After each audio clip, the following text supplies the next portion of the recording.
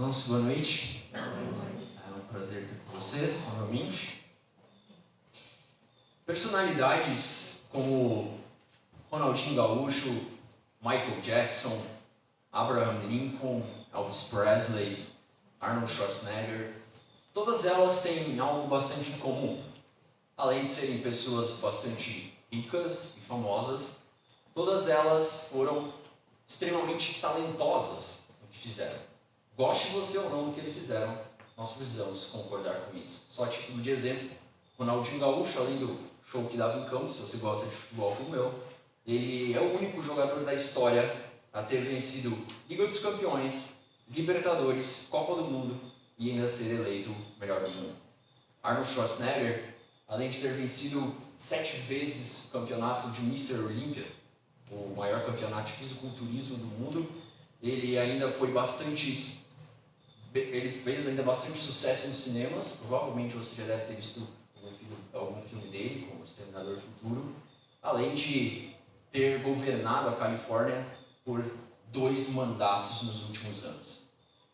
Bom, o fato é que essas pessoas, por mais talentosas que elas foram, elas em nenhum momento pensaram ou projetaram o talento dela para a glória de Deus. E como nos responde a primeira pergunta do Catecismo Maior, o fim principal do homem é glorificar a Deus e alegrar-se nele para sempre. Da mesma forma, Deus concedeu a mim e a você dons e talentos, e Ele quer que nós os usemos da maneira adequada. Por isso o texto que nós abordaremos essa noite, ele nos responderá uma pergunta essencial que todo cristão deve fazer. Por quê? Por que Deus nos concedeu dons espirituais? O texto que nós abordaremos essa noite nos dará 3 respostas a essa pergunta. Para nós falarmos sobre isso, por gentileza, abra sua Bíblia comigo, Romanos capítulo 12. Eu e Josimar não combinamos, mas ele já tratou os 2 primeiros versículos, já fez a cama do contexto. Então vai facilitar um pouco para mim. Romanos capítulo 12, verso 3 até o verso 8.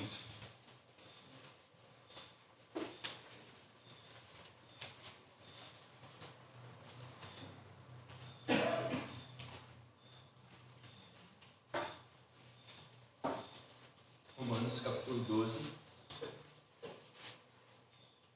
verso 3 em diante.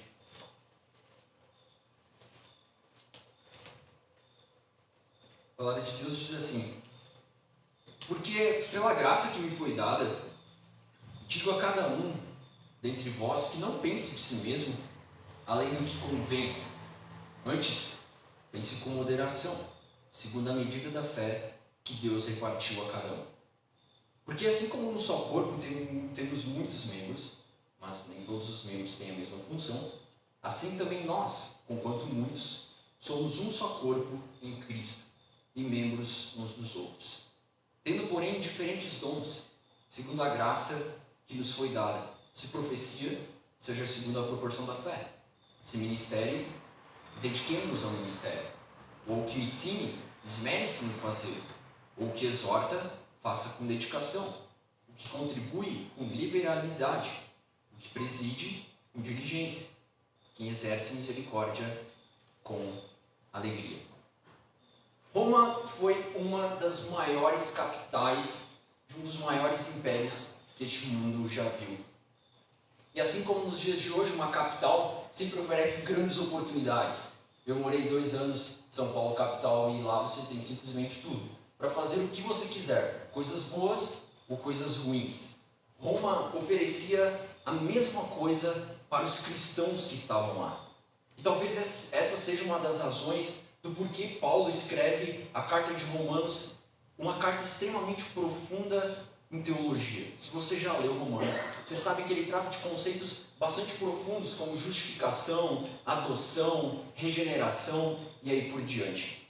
Lutero chama Romanos o mais puro evangelho, porque ele trata desses assuntos fundamentais da vida cristã. E Paulo, ao escrever a sua carta aos cristãos de Roma, ele a divide em 2 grandes partes. Do capítulo 1 até o capítulo 11, ele trata exclusivamente de assuntos teológicos. E a partir do capítulo 12, ele começa a aplicar esses conceitos teológicos à vida dos cristãos. Porque para Paulo era muito lógico, olha, se você estudou sobre Deus, se você estudou teologia, naturalmente as implicações que isso vai ser vão ser na tua vida. Tua vida vai ser mudada, você vai ser melhor. E aí Paulo, ao início do capítulo 12, começa a falar justamente sobre como você, depois de estar em Cristo, ser uma nova pessoa em Cristo, você faz parte agora de um corpo e você tem uma função neste corpo. E Paulo, nestes 5 versos, nos responde a pergunta: por que Deus nos concedeu dons espirituais? Ele começa nos oferecendo a primeira resposta no verso 13, nos mostrando que Deus nos concedeu dons espirituais para, em primeiro lugar, usá-los com humildade.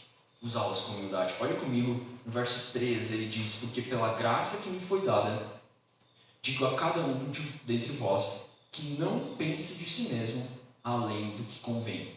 Antes, pense com moderação, segundo a medida da fé que Deus repartiu a cada um. Paulo começa a exortar os cristãos de Roma que os dons foram dados para serem usados com humildade.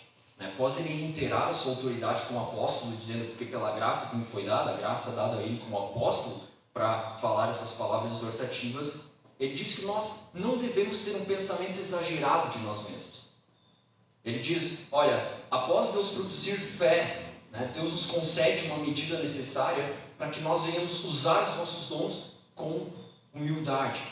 Sabe, você talvez deve conhecer alguém que se acha. Sabe, uma pessoa que se gaba sempre do que está fazendo, e você conhece ela, sabe que nem é tanto assim. Essa pessoa, e é para essas pessoas, e que fica claro que pode ser eu e pode ser você às vezes. Paulo está falando, olha, não pense além do que convém. Antes pense com moderação, segundo a medida da fé que Deus repartiu a cada um. Mas sabe, talvez você conheça uma pessoa que é o oposto disso. Sabe, uma pessoa que está sempre de autoestima baixa, que olha para ela mesma e diz assim, olha, eu não vejo utilidade, eu acho que eu vim para esse mundo, mas eu não consigo fazer nada de bom, tudo que eu faço dá errado. Sabe, essas duas pessoas, elas estão em extremos e opostos diferentes, mas elas têm algo em comum. Ambas têm uma crise de identidade, porque elas não enxergam elas como elas deveriam olhar. Se de um lado nós temos uma pessoa que pensa além do que convém sobre ela mesma, do outro lado nós temos uma pessoa que nem pensa o que convém, e ela menospreza os dons que Deus deu a ela, não pensando da maneira correta. E sabe, quando nós conversamos e temos contato com essas pessoas, que pode ser eu e você por vezes, para nós reajustarmos a nossa visão e entendermos o que Paulo está querendo dizer, nós precisamos lembrar rapidamente quem nós somos aos olhos de Deus.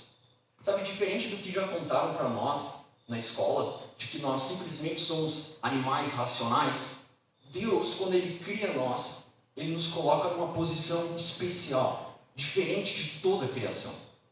E vocês estão estudando aqui a criação na IBD, vocês podem já ter visto isso, mas por que nós podemos afirmar isso? Por que nós podemos afirmar que Deus criou a humanidade, homem e mulher, em uma classe separada, especial de toda a criação?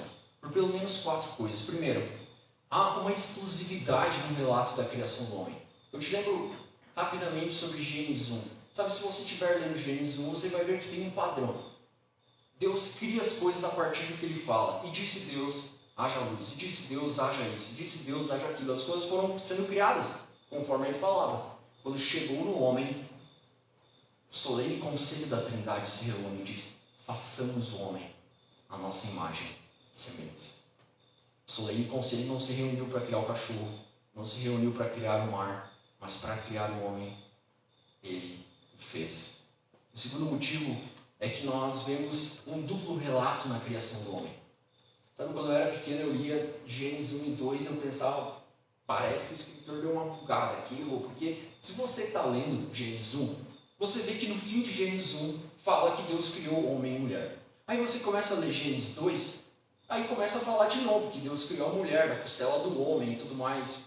Criou o homem com essa principalmente. Ele já falou no capítulo 1 que tinha criado um homem. Aí no 2 repete que Deus está guiando Moisés, inspirado por Deus, é mostrando que no capítulo 1, Deus dá uma descrição de toda a humanidade e apresenta o homem como uma parte da sua criação. E no capítulo 2, é como se ele dissesse, olha, agora vamos focar no que realmente importa, na obra-prima de toda a criação. Agora eu vou dar detalhes sobre a humanidade. E ele passa a relatar mais detalhadamente, é como se fosse um zoom. Ele dá um zoom na parte mais importante. O terceiro motivo que nos coloca em uma posição especial da criação é o fato de que o homem e mulher, né, tendo a homem como humanidade, foi criado à imagem e semelhança de Deus. Sabe, Deus criou eu e você e Ele imprimiu em nós algumas características que são dele, como o amor, como a bondade, como a misericórdia. São características de Deus que Ele colocou em mim e você. E por fim, o quarto motivo que nos torna uma classe especial em toda a criação é o fato de que Deus criou homem e mulher com cuidado de colocar características diferentes neles para que eles juntos possam refletir perfeitamente a imagem de Deus. Sabe, Deus criou o homem e colocou nele características de domínio, de liderança, e criou a mulher e colocou nela características de auxiliadora. E que fique claro, diferente de muitos discursos que têm tentado quebrar essa imagem de família, Deus concede à mulher um atributo que é dele. Quando você lê Salmos, você vê diversas vezes sendo repetido que Deus é o auxiliador do seu povo. O Novo Testamento chama o Espírito Santo como nosso auxiliador. É uma característica que Deus tem e Ele dá só para as mulheres. Os homens não têm. E agora Ele cria uma forma genial, um casamento, onde essas duas pessoas com atributos diferentes, juntos, elas refletem plenamente a imagem de Deus. Mas veja, todos esses detalhes colocam o homem em uma posição especial na criação. Mas nós precisamos lembrar de Gênesis 3. Gênesis 3, o pecado entra, ele quebra esse espelho, ele distorce essa imagem e faz com que agora, por exemplo, o atributo de domínio, de liderança do homem, ele use para sobrepor a mulher e assim por diante.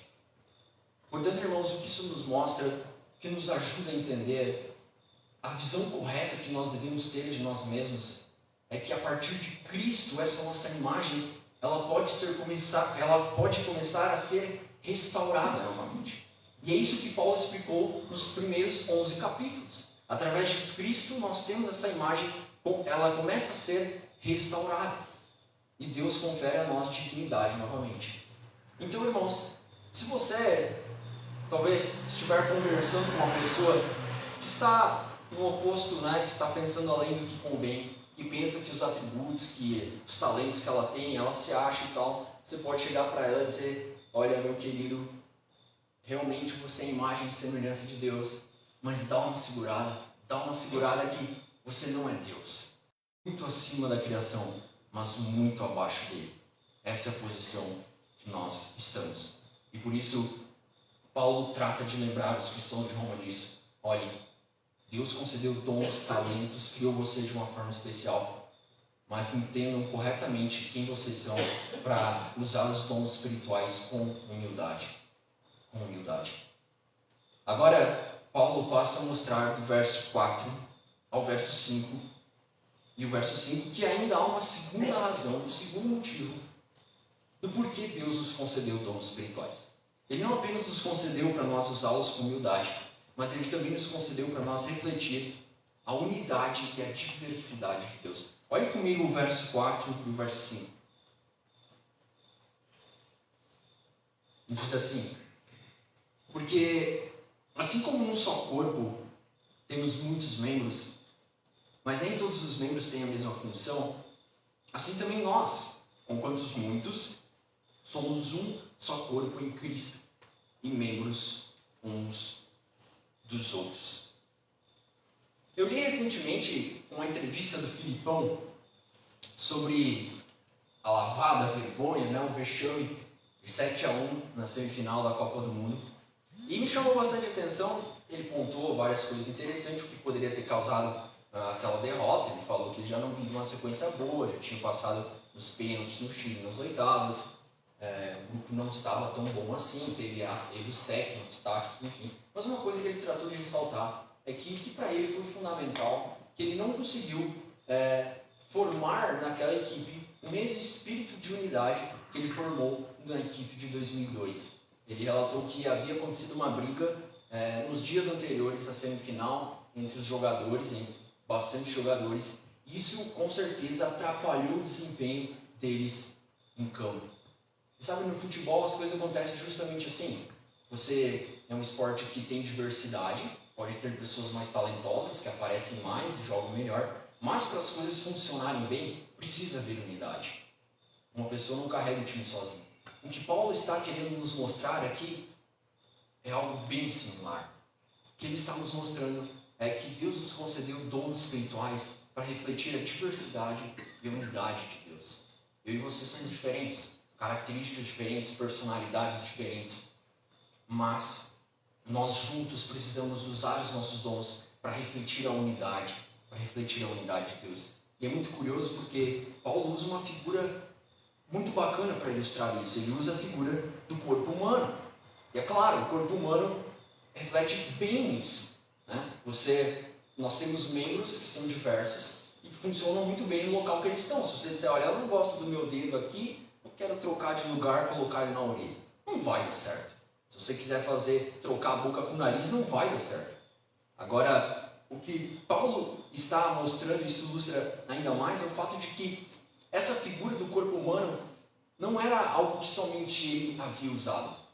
Platão, por exemplo, alguns filósofos, eles usaram a figura do corpo humano, mas para demonstrar justamente uma relação de desigualdade. Por exemplo, Platão usava o corpo humano para explicar basicamente essa relação de sociedade. Ele dizia, olha, no corpo humano a gente tem a parte baixa do corpo, que é usada basicamente para o prazer. E é aí que se encaixa a maioria das pessoas. A maioria vivem de maneira desregrada e tal e usam para o prazer. A parte do tronco é uma parte um pouco mais importante, é um pouco mais superior. Você usa os seus braços para trabalhar, os remadores, os construtores, os soldados, ainda é um pouco mais importante. Mas a parte top, né, o filé mignon do corpo, é a cabeça. Porque na cabeça você tem um cérebro. E é aí que você pensa, e para ele era muito lógico. Olha, tem pouquíssimas pessoas no mundo que usam o cérebro. E as pessoas que usam a cabeça, essas devem dominar sobre as outras. E por isso eles justificavam a escravidão. Sabe? A maioria das pessoas usa daqui para baixo, então essas pessoas que usam daqui para baixo precisam servir as que usam aqui, precisam fornecer uma vida melhor para aquelas que possam desenvolver a mentalidade, a inteligência e servir melhor a sociedade. Mas veja que interessante, Paulo está usando a mesma figura. Mas o que ele diz é que todos nós somos membros uns dos outros, porém somos um só corpo em Cristo. O que Paulo está dizendo é que o cabeça aqui não é eu e você. O cabeça é Cristo. E todos nós estamos abaixo dele. E ele é a pessoa mais importante. A pessoa mais importante. Então, irmãos, como nós podemos refletir através dos nossos dons a unidade e a diversidade de Deus? Sabe, a Trindade é uma relação bastante bela disso. Nós vemos a Trindade num relacionamento perfeito, onde ele não se sobrepõe. E uma das formas que nós podemos fazer isso como igreja é as programações da igreja. Eu não sei qual é a visão que você tem em relação às programações da igreja, mas às vezes eu tenho a impressão que muitas pessoas têm uma ideia de que a programação não tem que fazer no sábado de noite, né? Então vamos para a igreja. E isso acho que fica mais claro ainda durante algumas programações, como por exemplo reunião de oração, que é sempre um pingo de gente, né? O que nos mostra e que nos revela que a visão que nós temos disso é como se fosse apenas um passatempo. Olha, eu posso ir no domingo de noite e está tudo bem. Não. Deus nos concedeu dons espirituais e concedeu uma oportunidade de nós reunirmos como igreja através das programações para nós refletirmos essa unidade e essa diversidade de Deus. E nós vamos fazer isso através dos nossos encontros semanais. Por isso, irmãos, nós venhamos refletir sobre como nós temos aproveitado e como nós temos usado os nossos dons e nossas habilidades através das programações que o Senhor nos oferece o privilégio de participar. Agora, Paulo passa a mostrar nos últimos versos, no verso 6 ao verso 8, que é uma terceira razão do porquê Deus nos concedeu dons espirituais. Ele nos concedeu para nós usá-los com humildade, Ele nos concedeu para nós refletir a unidade e a diversidade de Deus, mas Ele nos concedeu principalmente para nós servir uns aos outros. E agora ele passa a apresentar uma lista com 7 dons, e eu tenho certeza que você tem algum deles. Se você é um cristão, se você foi regenerado e você está em Cristo, você está na família de Cristo, você faz parte desse corpo, você tem algum desses dons e você deve usá-los para a glória do Senhor. Por isso, vamos ler essa lista que está no verso 6 em diante. Tendo, porém, diferentes dons, segundo a graça que nos foi dada. Se profecia, seja segundo a proporção da fé. Se ministério, dediquemos ao ministério. Ou que ensina, esmere-se no fazê-lo. Ou que exorta, faça com dedicação. O que contribui com liberalidade, que preside com diligência, quem exerce misericórdia com alegria. Todos nós temos um ou mais destes dons. E o primeiro dom apresentado por Paulo é um dom excelente, né? O dom da profecia. O dom da profecia. Nós podemos ver, tanto no Antigo Testamento como no Novo, que Deus ele concedeu este dom a inúmeras pessoas. Este dom ele se refere ao fato de que uma pessoa ela é escolhida por Deus para falar a sua palavra ao seu povo. Nós vemos no Antigo Testamento, ainda no Novo, Deus transmitindo diretamente a sua mensagem a algumas pessoas, e elas ouviam essa mensagem e falavam. No Novo Testamento nós também ainda vemos alguns profetas, pelo simples fato de que a Bíblia ainda não estava pronta. Quando Paulo estava escrevendo a carta de Roma, enfim, a Bíblia não estava pronta. Então imagina, a igreja crescendo bastante, né? Tinha só 12 apóstolos e mais alguns diáconos para servir um continente inteiro. É claro que não tinha pregador para toda a igreja.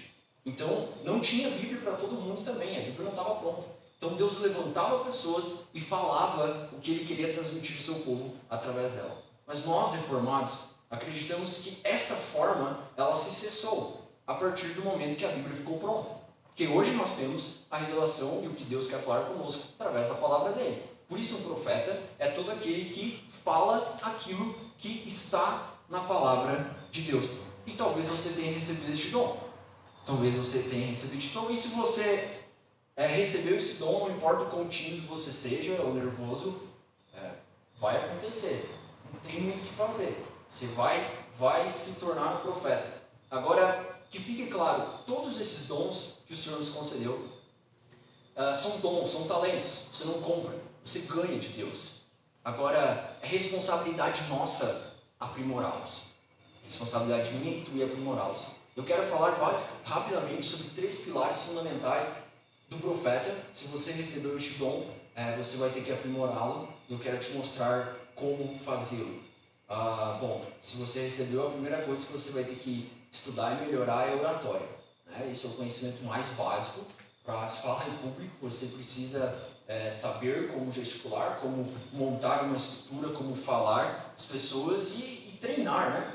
As pessoas acham que às vezes é só talento, vir aqui e tal, dominar o nervosismo e tal. Isso aí. Não, tem que treinar, tem que se gravar ouvindo. Às vezes eu vejo as pessoas dizendo, eu não consigo me ouvir e tal, né? Depois eu fico pensando, e aí quer que a igreja fique ouvindo 40 minutos o cara. Né? Então, se você recebeu esse dom, vai ter que se gravar, se grava, tá horrível, tá difícil de ouvir mesmo. Então, tenta de novo, faz de forma diferente. Olha grandes personalidades, grandes pregadores e grandes oradores, até mesmo secularmente, o que eles fazem e aprimore a sua oratória. Bom, o segundo pilar deste dom é o conhecimento bíblico. Né? Um profeta, ele não vem aqui para contar história ou para fazer qualquer coisa, ele vem aqui, apesar dessas coisas serem válidas, mas ele vem aqui primariamente para expor a palavra de Deus, para expor a revelação de Deus. Então não tem jeito, você tem que conhecer das Escrituras, e isso você precisa estudar. E o terceiro pilar, e o mais importante, isso que distingue um profeta de qualquer outro orador ou palestrante, o exemplo de vida. Uma pessoa que vem aqui, ela precisa pregar o que vive. Ela não pode falar, não simplesmente vomitar conhecimento bíblico. E essa é a parte mais difícil. Porque se você, como um profeta, sabe, por vezes a gente estuda alguns textos, eu quero pregar esse texto. E você começa a estudar e diz, esse texto aqui está confrontando o pecado que eu tenho. E aí tu pensa, tem que expor, mas eu também estou com dificuldade nisso. Claro, essa é a função do profeta. se aprimorar e ser um exemplo de vida, porque o que ele faz aqui é expor a verdade de Deus. Bom, se você tem esse dom, se esforce para melhorar essas 3 áreas. O próximo dom apresentado por Paulo é o dom que nós temos ainda no verso, que nós temos agora no verso 7. Ele diz: sem ministério, dediquemo-nos ao ministério. Este dom, com certeza, é o dom mais amplo de todos, né? Porque a palavra ministério aqui, ela pode às vezes ser entendida hoje em dia como, né, hoje a gente fala de ministério de louvor e tal, como algo bonitinho e tudo mais, né? Mas sabe que a palavra aqui no grego é uma palavra que pode ser melhor, né, mas bem traduzida literalmente como serviço, ou serviço prático, prestar serviço prático. Este dom ele se refere à habilidade que todos nós temos de poder prestar serviço ao corpo de Cristo com aquilo que nós gostamos de fazer. Nós servir, apresentar serviços práticos a partir daquilo que nós gostamos de fazer. Sabe, talvez você pode dizer assim, falar em público não é para mim. Nunca vou dar nenhuma palavra, não gosto, fico nervoso, não me sinto bem. Tudo bem, nós somos diferentes. E isso é ok. Agora você pode dizer, mas eu gosto mesmo de cozinhar quando acontece alguma programação na igreja, ou ajudar na limpeza, ou eu gosto de cantar, sabe? Isso são serviços práticos. Eu gosto de tocar instrumento. Legal, com certeza isso é um talento, dom que o Senhor nos deu e que você deve aprimorá-lo. O que não pode acontecer é nós nos tornarmos cristãos consumistas, né? Achar que, beleza, 3 ou 4 fazem serviço prático, né? Tem um pastor que, boa sorte, ele rala, prega e tal, e eu venho domingo consumir. A igreja não é uma empresa de consumo, a igreja é um corpo, e se você faz parte deste corpo, você não pode ficar fora dele, você precisa se envolver. E este é o dom mais amplo que tenho certeza, quase certeza que todos nós temos. A habilidade de poder servir ao Senhor de forma prática com alguma coisa que nós temos. E assim como o dom de profeta, nós podemos aprimorar estes dons, né? Se você dizer, olha, eu gosto de cozinhar e tudo mais, beleza, então dá para dar uma estudada na culinária, né? Talvez fazer um tempero diferente, uma coisa que possa mudar. Eu gosto de tocar, beleza, então vamos estudar um pouco de técnica vocal, tal. Vamos aprimorar este dom de serviço prático que o Senhor nos deu para servir melhor a Ele. O terceiro dom apresentado por Paulo é o dom do ensino. No verso 7 ele diz, ou que ensine, esmere-se no fazê-lo. Este dom é um dom diferente de profecia, né? Ele se refere à habilidade que algumas pessoas têm de explicarem as coisas. E veja, um profeta geralmente tem o dom de ensino, mas uma pessoa que tem o dom de ensino não necessariamente tem o dom de profeta. Porque uma pessoa pode dizer, olha, eu gosto de dar EBD, gosto de dar aulas, e aqui a gente abrange todas as categorias, né, desde criança, adolescente, jovens, adultos. Você pode dizer, olha, eu gosto, eu me sinto bem explicando, falando para as pessoas, mas pregar não é para mim. Ok, são dons diferentes. Aí o que Paulo está nos mostrando é que este dom exige conhecimento. Se você recebeu esse dom de ensino, não tem muito o que fazer, tem que estudar, porque se você quer transmitir alguma coisa para as pessoas, você tem que estudar primeiro. Então, como nós podemos aprimorar este dom, se você recebeu o dom do ensino, estudando, né? Buscando aperfeiçoar como você vai transmitir, como você vai comunicar este conhecimento às pessoas, né? Sejam crianças, sejam adultos ou jovens. Bom, o próximo dom apresentado por Paulo é o dom de exortação. Ele diz no verso 8, o que exorta, faça-o com dedicação.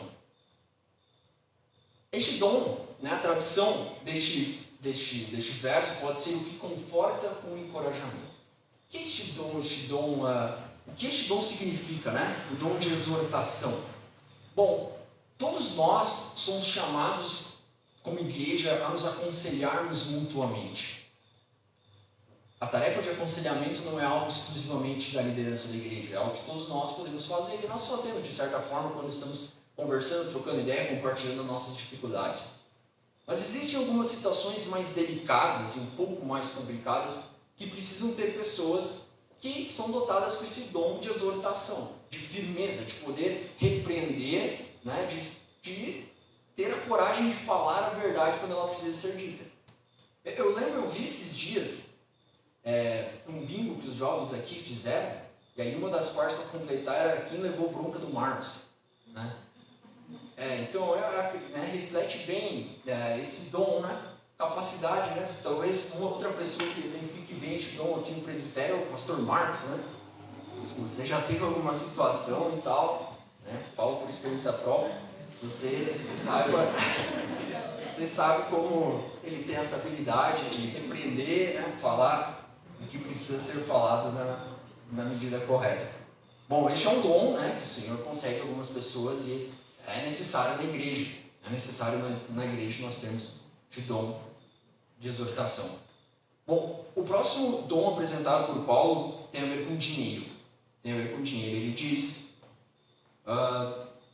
o que contribui com liberalidade. Veja, este dom, primeiro nós precisamos lembrar que o ato de contribuir é algo que toda a igreja deve fazer. Nós somos chamados a sermos fiéis a Deus com nossos dízimos, com as nossas ofertas. Fique claro, dízimo é uma coisa, oferta é outra. Mas Deus, Ele concedeu a algumas pessoas a habilidade de ter mais dinheiro que outras. E a essas, Ele concedeu o dom de poder abençoar mais a igreja. Então, você pode dizer, olha, eu não gosto muito de estar envolvido, né, no serviço prático, posso falar em público, ensinar, não é para mim, exortar, não, sou uma pessoa meio tímida, mas eu tenho bastante dinheiro, né? Então você pode não ser um missionário, mas você pode abençoar o missionário, você pode estimular o crescimento do reino e abençoar a igreja através deste dom.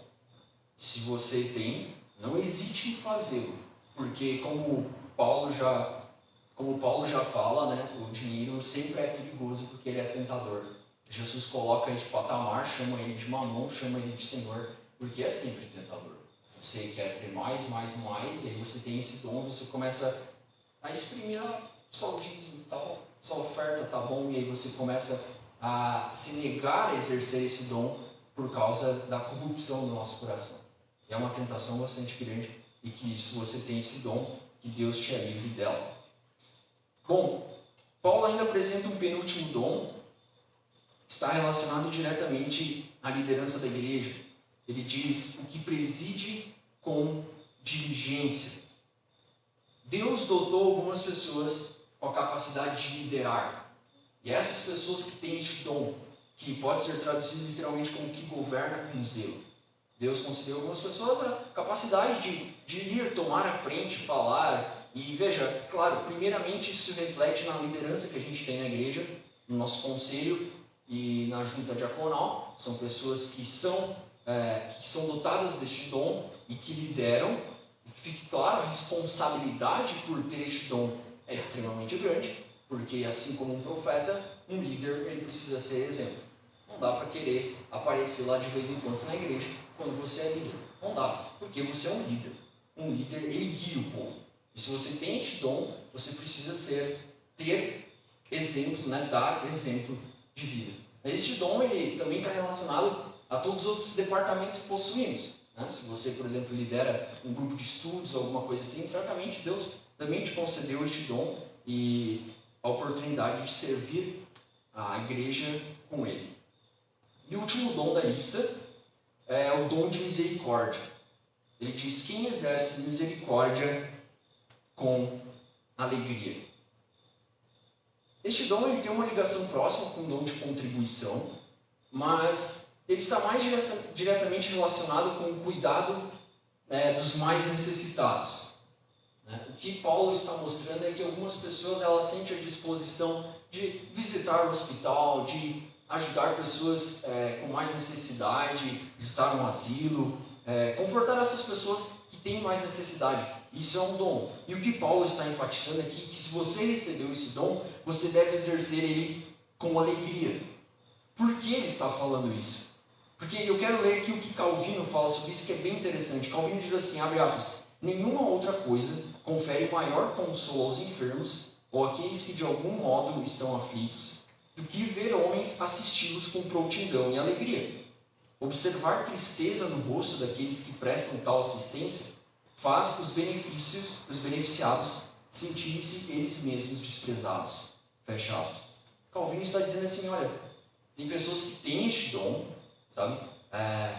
Mas este trabalho por si só ele é um trabalho pouco difícil, porque você lida com pessoas que às vezes estão doentes, às vezes pessoas que não estão cheirando muito bem, que estão em condições deploráveis, e ele por si só ele pode ser difícil. Então o que Calvino está mostrando? Olha, se você recebeu esse dom, exerça com alegria, né? Porque a pior coisa que tem para uma pessoa já está numa situação, já está lá no leito do hospital, está mal, aí você chega, faz uma cara assim, vamos orar aqui e tal. Coitada da pessoa, né? Quem tem esse dom, exerça com alegria, exerça com alegria. A ênfase recai aqui sobre a disposição de coração e vontade que o Senhor oferece a nós para servir o Senhor. Portanto, qual o teu dom? Qual o teu dom? E como você o tem desenvolvido? Sabe, talvez você esteja um pouco desanimado, né, e não tenha exercido tanto o teu dom, mas sabe que Deus nos concedeu dons espirituais para que nós exerçamos aqui o seu corpo. Você não vai exercer o teu dom fora do corpo. Se você cortar o teu dedo hoje e deixá-lo, ele vai apodrecer em 3 dias. Se você, como membro do corpo, você quer servir, você faz parte deste corpo, você não vai exercer esses teus dons fora dele. Você vai exercê-los aqui, no corpo de Cristo. Portanto, irmãos, nós venceremos, né, o desânimo, cresceremos como pessoas, amadurecendo, nos tornando melhores aqui, no corpo de Cristo. Portanto, irmãos, vamos exercer nossos dons para a glória do Senhor, para servir uns aos outros, para que o reino de Cristo avance, para que a igreja do Senhor avance através de nós. Vamos exercer essa nossa função como membros do corpo. Vamos assumir a responsabilidade dos nossos dons, exercê-los de maneira eficiente, competente, levando a sério, né, sendo responsáveis por aquilo que nós temos, para que o Senhor seja glorificado através de nossas vidas.